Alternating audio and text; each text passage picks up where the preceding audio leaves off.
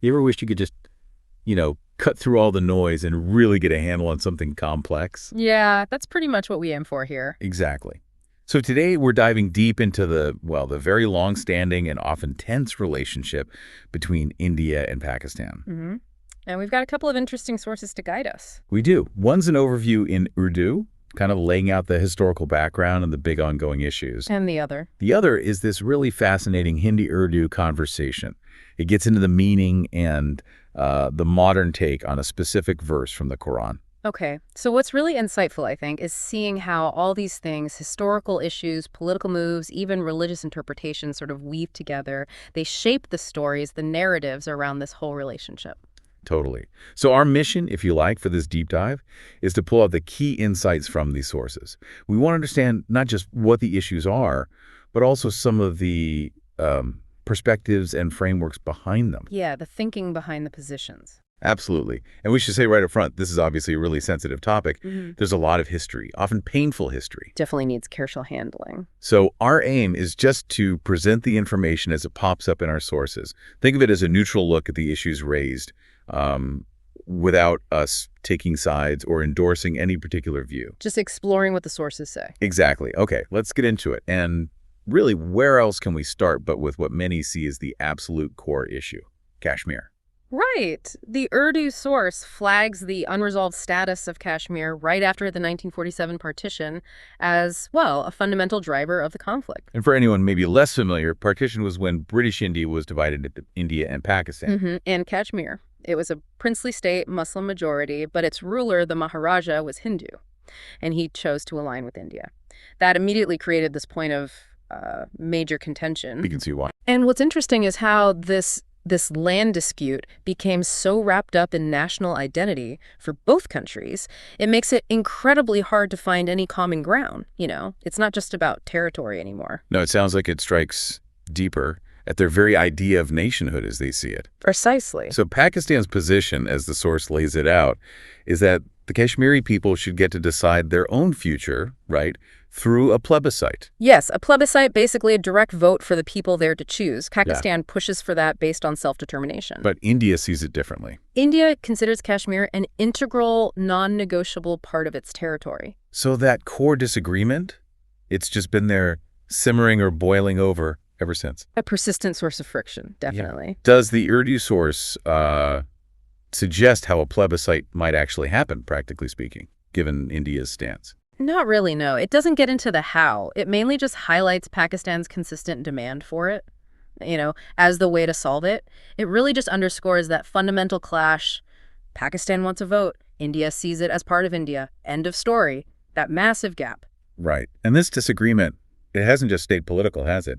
It's led to actual fighting. Tragically, yes. The source points to the three major wars, 1947, 48, right at the beginning, then 1965, and the really pivotal one in 1971. That 71 war. Uh-huh. That's the one the source notes led to Bangladesh becoming independent with India's help.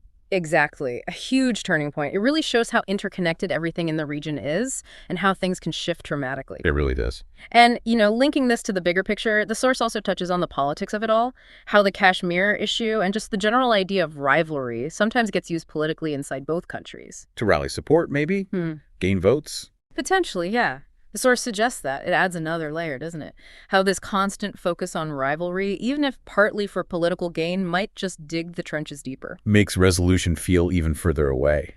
And tied into this history of conflict, another really big contentious point, especially lately, is terrorism and cross-border attacks. Yes, the Urdu source brings this up quite clearly. It mentions India's accusations against Pakistan, alleging support for groups carrying out attacks in India.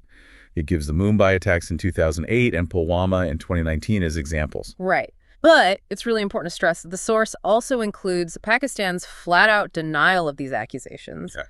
And furthermore, it mentions Pakistan's own allegations against India, Okay. pointing to things like the Kulbhushan Jadhav case as what they claim is evidence of India trying to destabilize Pakistan. So it's presenting these accusations as going both ways. Exactly. This back and forth, this cycle of blame and denial, the source presents that as a key feature, fueling the mistrust. Got it.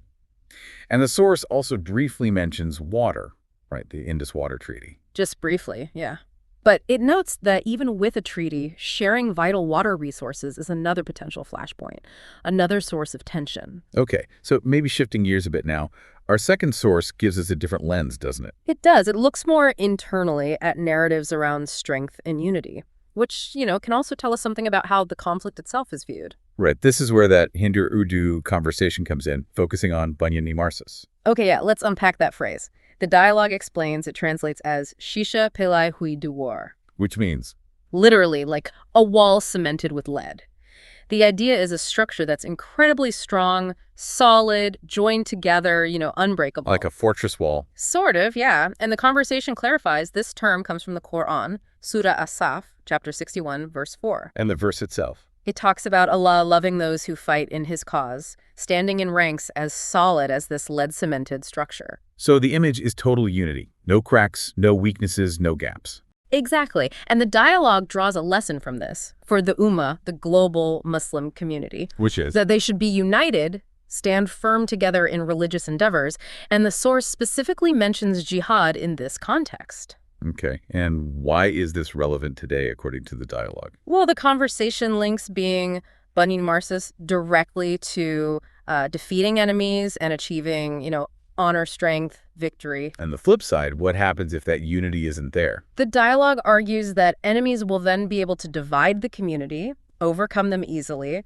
It's presented as a direct consequence. What's fascinating there is how a religious concept is being framed, quite deliberately it seems, in almost military and nationalistic terms. That's a key insight, I think. It shows how ideology, whether religious or national, can be mobilized to shape how people see conflict and national goals. And does the dialogue identify a main reason why the Ummah might not be unified today? Yeah, it points squarely at sectarianism and disunity, those broken ranks. Their ranks. It even refers to the Quran's decision, or hukum. If this unity fails, the result is weakness, loss of influence. The phrase used is tumhari hawa nikal jayegi. Which means something like, you'll lose your steam or your air will go out, your power deflates. Something like that, yeah. Loss of strength, loss of standing.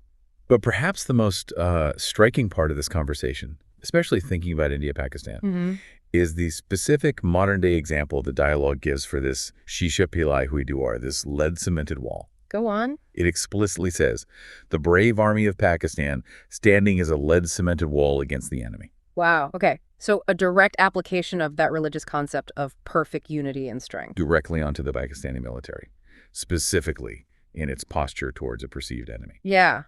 That really highlights how these concepts can be interpreted and deployed in very specific geopolitical situations, especially in a region with such a long, fraught history. It tells you something about the narratives influencing identity, strength, and the conflict itself. Definitely. Okay, so let's try and pull these threads together.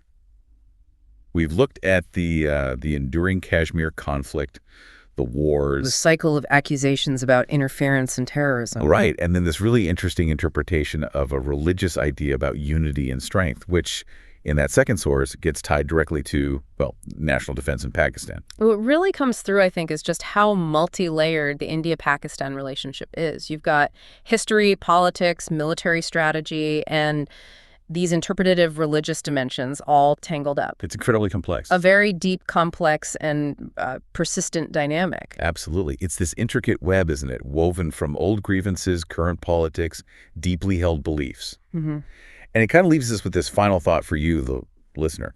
When you consider all this history, you'll see this aspiration for like unwavering unity presented in these sources. What do you think are the real practical challenges to actually achieving lasting peace and stability in that kind of geopolitical landscape? Yeah, what does peace even look like in that context? It's definitely something to keep thinking